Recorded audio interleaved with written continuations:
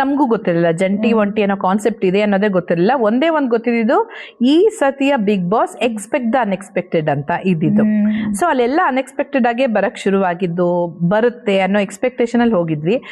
ಇನ್ನೇನು ನಾವು ಸ್ಟೇಜ್ ಹತ್ಬೇಕು ಅನ್ನುವಾಗ ಈ ತರ ಒಂದು 5-10 ನಿಮಿಷಗಳ ಮುಂಚೆ ಜಂಟಿ ಒಂಟಿ ಅನ್ನೋದು ಕಾನ್ಸೆಪ್ಟ್ ಇರುತ್ತೆ ಅಂತ ಹೇಳಿದ್ರು. ನಾವು ಬಹುಶಃ ಒಂಟಿ ಅಂದ್ರೆ ಒಂಟಿಯಾಗಿ ಪ್ರವೇಶ ತಗೊಳ್ಳೋದು, ಒಂದೊಂದ್ಸತಿ ಇಬ್ಬರಿಬ್ರು ಒಳಗಡೆ ಹೋಗ್ತಾರಲ್ಲ, ಸೊ ಜಂಟಿ ಅಂದ್ರೆ ಆ ತರ ಅಂತ. ಬಟ್ ಸ್ಟೇಜ್ ಮೇಲೆ ಈ ತರ ಕನ್ನಡ ಜನತೆ ನೀವು ಒಂಟಿನ ಜಂಟಿನ ಅಂತ ಆರಿಸುತ್ತೆ ಅಂತ ಹೇಳಿದ್ರು. ಅದು ಕೂಡ ನನಗೆ ಲೈಕ್ ಇಷ್ಟು ವರ್ಷದ ನನ್ನ ಜರ್ನಿ, ನನ್ನ ಸವಾಲುಗಳು, ನನ್ನ ಹೋರಾಟ, ನನ್ನ ಜೀವನ, ಅದನ್ನೆಲ್ಲ 30 ಸೆಕೆಂಡ್ನಲ್ಲಿ ಹೇಗೆ ಹೇಳೋದು ಜನತೆಗೆ? ಸೊ ಅಲ್ಲಿ ಮಾತಾಡಿದಾಗ 75% ಬಂದರೆ ಒಂಟಿ, ಅದಕ್ಕಿಂತ ಕಡಿಮೆ ಬಂದರೆ ಜಂಟಿ. ನನಗೆ 73% ಬಂತು. ಅಲ್ಲೊಂದು ಬೇಜಾರಾಯಿತು.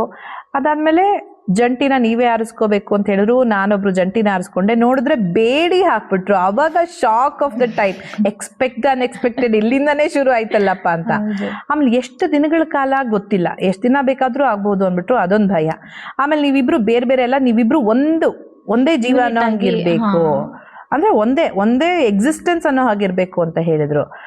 ಅದು ಒಂದು ಸವಾಲು. ಅಂದ್ರೆ ಇವಾಗ ನಾನು ನೀವು ಗೊತ್ತೇ ಇಲ್ಲ ಅಂತ ಹೇಳಿದಾಗ ನಿಮ್ಮಿಬ್ರನ್ನ ಗಂಟು ಹಾಕೊಂಡು ಬೇರೆ ಯಾವ ಟೈಮಲ್ಲೂ ತೆಗೆಯೋ ಹಾಗಿಲ್ಲ, ಎಕ್ಸೆಪ್ಟ್ ಫಾರ್ ನೀವು ಬಾತ್ರೂಮ್ಗೆ ಹೋಗುವಾಗ ಮಲಗುವಾಗ ಬಿಟ್ರೆ ಎಲ್ಲಾ ಕಡೆನೂ ಜೊತೆನಲ್ಲೇ ಓಡಾಡ್ಬೇಕು. ಒಂದಾಗಿರ್ಬೇಕು ಅಂದ್ರೆ ನಿಮ್ಮನ್ನ ಅಂತ ತಿಳ್ಕೊಂಡು, ನನ್ನನ್ನು ನೀವು ತಿಳ್ಕೊಂಡು, ನಿಮ್ಮ ಆಸೆಗಳು, ನಿಮ್ಮ ಒಂದು ಮೈಂಡ್ ಸೆಟ್ಟು ಅದನ್ನೆಲ್ಲ ತಿಳ್ಕೊಳ್ಳೋಷ್ಟರಲ್ಲೇ 1 ವಾರ ಆಗೋಯ್ತು. ಸೊ ಹಾಗಾಗಿ ಅದೆಲ್ಲೋ ಜಂಟಿಗಳಿಗೆ, ಎಲ್ಲ ಜಂಟಿಗಳಿಗೆ ಹೊಡೆತ ಬಿತ್ತು ಅನ್ಸುತ್ತೆ. ನನ್ನ ಪ್ರಕಾರ ಏನ್ ಗೊತ್ತಾ, ನೀವು 2 ವಾರ ಒಂಟಿಗಳಿಗೆ ಒಂದು ಪವರ್ ಕೊಟ್ಟು ಅರಸಿ ಮಾಡಿ ಬಿಟ್ಟಿದ್ರಲ್ವಾ, ಸೇಮ್ ಅದೇ 2 ವಾರ ಆ ಒಂಟಿಗಳು ಜಂಟಿಗಳಾಗಬೇಕಾಗಿತ್ತು, ಜಂಟಿಗಳು ಒಂಟಿಗಳಾಗಬೇಕಾಗಿತ್ತು, ಅವರಿಗೆ ಪವರ್ ಸಿಗ್ಬೇಕಾಗಿತ್ತು. ಇವಾಗ ಸರ್ಕಾರ 2 ಪಕ್ಷ ಇದೆ ಅಂದ್ರೆ ಒಂದು ಪಕ್ಷಕ್ಕೆ ಒಂದು ಪವರ್ ಕೊಟ್ಟಿರ್ತೀವಿ, ಆಡಳಿತ ನಡೆಸಿ ಅಂತ. ನಾವು ಅವ್ರದ್ದು ಒಂದು ಆಡಳಿತ ನೋಡಿರ್ತೀವಿ. ಇನ್ನೊಂದು ಪಕ್ಷಕ್ಕೆ ಸಿಗುತ್ತೆ ಆಮೇಲೆ ಆಡಳಿತ, ಅವ್ರದ್ದು ಆಡಳಿತ ನೋಡಿರ್ತೀವಿ. ಅದೆರಡರಲ್ಲಿ ನೋಡಿ ಇಬ್ಬರಲ್ಲಿ ಯಾರು ಬೆಟರು ಅಂತ ಚೂಸ್ ಮಾಡೋವಂಥ ಆಪ್ಷನ್ ಪ್ರಜೆಗೆ ಸಿಗುತ್ತೆ.